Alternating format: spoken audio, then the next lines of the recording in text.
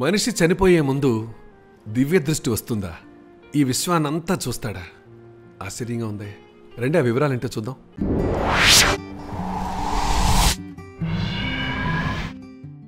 మనిషి చనిపోయిన తర్వాత ఏం జరుగుతుంది? శరీరాన్నైతే అగ్నికి ఆహుతి చేస్తాం. మరి ఆత్మ ఎక్కడికి వెళుతుంది? ఆ ఆత్మ ఎన్ని రోజుల పాటు ఈ భూమిపై తిరుగాడుతుంది?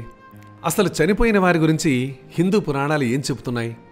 సాధారణంగా మనిషి మరణించిన తర్వాత అతని ఆత్మ ఏమవుతుందనే ప్రశ్న ప్రతి ఒక్కరి మెదళ్లను తొలుస్తుంది. కానీ ప్రతి ఒక్కరూ చెప్పే సమాధానం మనిషి ఆత్మ యమధర్మరాజు దగ్గరికి వెళుతుందని చెప్తారు. ఇది నిజమా? ఒకవేళ వెళితే ఎలా వెళుతుంది? తదితర విషయాల గురించి ఇప్పుడు తెలుసుకుందాం.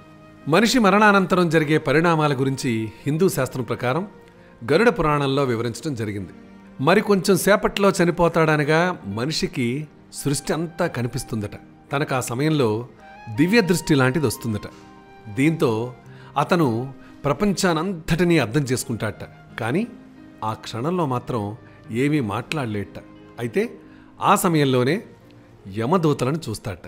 వారు అత్యంత వికారంగా, భీతి గొల్పేలా, నల్లగా, ఆయుధాల వంటి పెద్ద పెద్ద గొడ్డలతో అతి భయంకరంగా కనిపిస్తారట.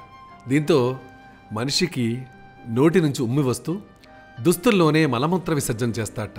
అనంతరం అన్ని స్పృహల్ని కోల్పోయి చివరికి ప్రాణం పోతుందట. ఆ ప్రాణాన్ని యమదూతలు నరకానికి తీసుకువెళ్తారట.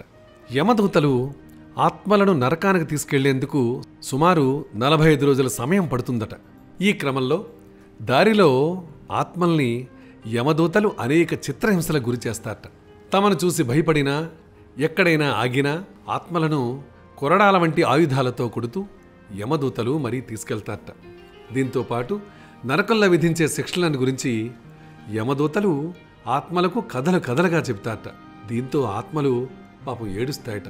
తమనక్కడికి తీసుకెళ్లొద్దని ప్రాధేయపడతాయట. అయినా సరే యమదూతలు కనికరించరు సరికదా, ఇంకాస్త కఠినంగా ప్రవర్తిస్తూ ఆత్మలను యమధర్మరాజు ముందు ప్రవేశపెడతారట. నరకంలో యమధర్మరాజు మనుషుల ఆత్మలకు వారు చేసిన పాపపుణ్యాల ప్రకారం శిక్షలు వేస్తారట.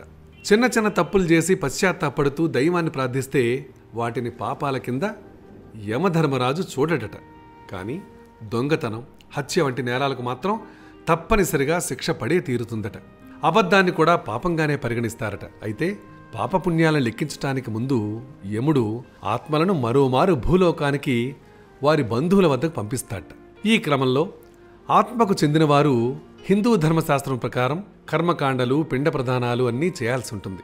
ఇవన్నీ మనిషి చనిపోయిన 10 రోజుల్లో పూర్తి చేయాలట. లేదంటే యమలోకం నుంచి వచ్చిన ఆత్మ అక్కడే చెట్లపై తిరుగుతుందట. ఈ కథంతా వినడానికి ఆశ్చర్యంగా ఉంటుంది. కానీ గరుడ పురాణంలో దీన్ని చెప్పారట. ఈ గరుడ పురాణం చదివితే మరిన్ని విషయాలు తెలుసుకునేందుకు అవకాశం ఉంటుంది. చూసారా ఎంత ఆసక్తిగా ఉందండి. ఇలాంటి ఆసక్తికరంగా ఉండే అంశాలు ఎన్నో మా దగ్గర ఉన్నాయి. అవన్నీ కూడా మీరు తెలుసుకోవాలి, చూడాలి అనుకుంటే సింపుల్గా మీరు చేయాల్సిందల్లా మా ఛానల్ని సబ్స్క్రైబ్ చేసుకోవటం. దాంతోపాటు మీ సలహాని కానీ సూచనని కానీ మాకు అందిస్తారు కదా.